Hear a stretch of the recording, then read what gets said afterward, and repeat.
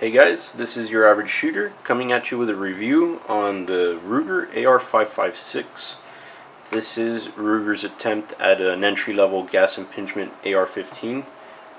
So as you can see here, this particular AR-556 that I have with me is Cerakoted OD green, and I did not do that to the rifle. It came straight from Ruger's factory like this. I don't really know why. This gun, I've tried looking it up online, the OD green version that you see sitting here. It's completely stock from the factory like this, with the exception of this MFT cheek weld that I put on. But other than that, it's straight from the factory, bone stock, as you see it here. And I've tried looking for this particular version of the AR-556 online, and I haven't found anything like this. The standard AR-556 that I always see online is just a black AR-556 with Ruger's grip. That's just a straight grip. It's like a rubberized straight grip that Ruger offers with their standard AR-556. But I've never seen it like this, configured this way, with this Hogue overmolded grip and with the OD green Cerakote. So that's pretty cool. It's one of the reasons why I'm making this video. I honestly haven't seen a video of this particular configuration on YouTube. I haven't seen it anywhere else. So there you go, guys. This is a bone stock AR-556 in OD green. Just something cool. Thought I'd mention that for y'all. So yeah, where do we begin? Let's see here. First off, let me tell you about the price that I got this rifle for. I think that this is what's gonna get people onto this gun more than anything else. Ruger's SR-556, which is their gas piston driven system, that rifle retails for $2,000. It's a pretty steep price, and I know it's got a couple different things like the rail, the Troy Industries rail. But the main difference between this gun and that gun is that it's a piston-driven gun. This gun right here is a gas impingement gun, so as opposed to having a piston pushing the action back and ejecting your round and reloading the next round and all of that, you've got just a tube where gas goes through and pushes your bolt carrier group to the back and cycles your rifle. So that's the main difference between this gun and the SR-556. Like I said, the SR-556 retails for around $2,000. This gun retails off of Ruger's website at $799. $799. So that's a really good price. I personally picked this gun up at my local gun store for $630, configured in this form right here with the Hogue grip and the OD green Cerakote. So a regular AR-556, I'm sure you could find it for around $600 right now. But yeah, that's probably the main reason why I bought this gun, the price point. It was just great. And it's from a reputable company. Ruger's a great company. They've been in the AR-15 game for a while with their piston-driven guns. This is their first attempt at their at the entry-level gas impingement system.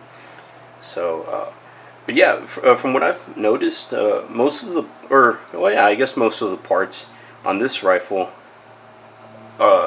they're shared with Ruger's SR-556. Such as the lower receiver, the upper receiver, the M4 feed ramps, parts of the bolt and stuff like that. But yeah, for $630 you can have this gun as opposed to the SR-556. Now, I'm not saying the SR-556 is not a good gun, but I think this will play better with a broader audience because it's cheaper, and for what most people are going to be using this gun, you don't really need a gas or a piston driven gun. So this is what most people are going to be flocking to.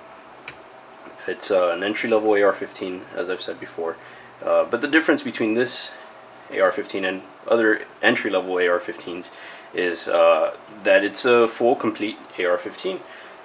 Some other rifles that compete with this one, such as the Smith & Wesson M&P15 Sport, that gun doesn't have this forward assist.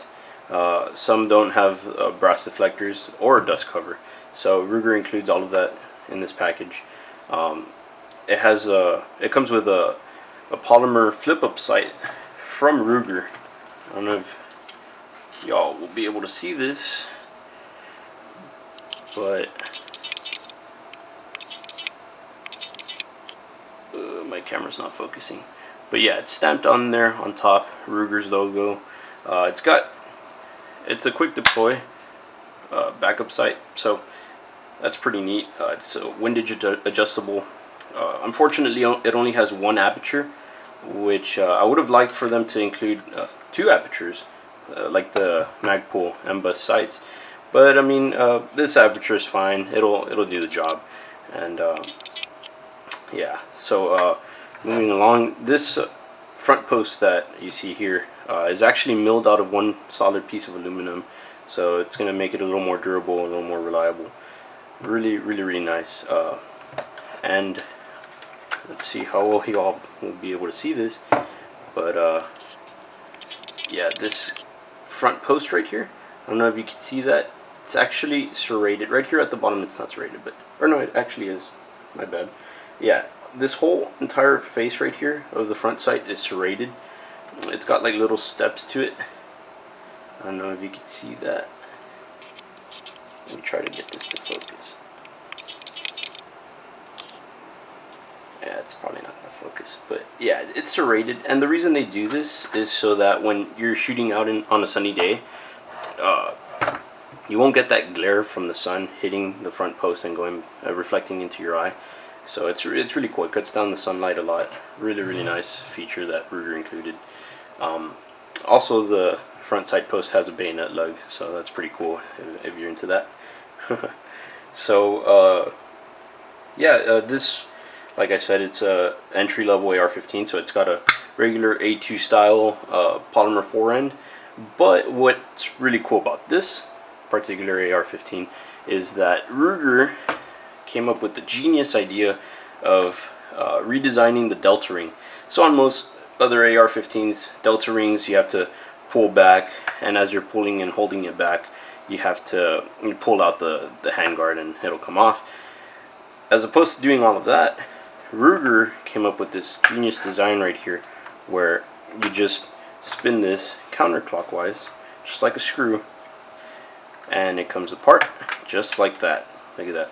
Really simple. And it's really simple to put back together, just like that. And you screw it on, and there you go.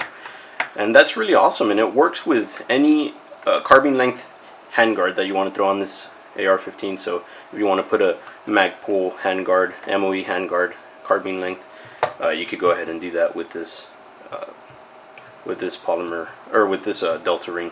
It'll work perfectly fine. So that's a really awesome feature that Ruger included that most AR-15s don't have. I've dealt with delta rings in the past and it's not fun, but yeah, this makes it 1,000 times easier to replace handguards and stuff like that. So yeah, it also comes with, doesn't come with this MFT cheek weld. I put that myself, but it just comes with this OD green standard A2 carbine stock, or M4 style stock. It's a 6-position collapsible buttstock, as you can see. So yeah, that's really cool. Pretty standard for a gun in this range. But yeah, it also uses your standard carbine length buffer tubes. So if you ever want to swap out buffers or buffer tubes, just make sure it's a carbine buffer tube. But yeah, this gun comes with M4 feed ramps, so it makes it a little more reliable for feeding, which is really cool. It's got this cold hammer forged barrel right here, which is really nice. It's a 1 in 8 twist, 16 inches long, which is really cool. You can shoot a variety of different ammunition through it, from anywhere from, I believe, 44 grains all the way up to like 77 grains or something like that. So that's really cool. Yeah, and this gun, I forgot to mention, is chambered in 5.56. You can probably tell by the name of the rifle, but yeah, it's chambered for 5.56, so you can shoot 223 out of it. As you all may know, you can shoot 223 out of a 5.56 rifle, but you cannot shoot 5.56 out of a 223 rifle. So this particular rifle will take both 223 and 5.56.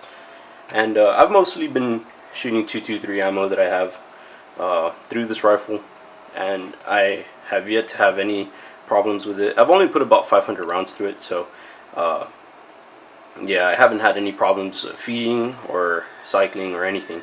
And I've just been throwing cheap ammo in there, and it's working marvelously. It doesn't jam, hasn't had any feeding problems, failures to eject, none of that. So this is, from what I've seen so far, this is a pretty reliable rifle.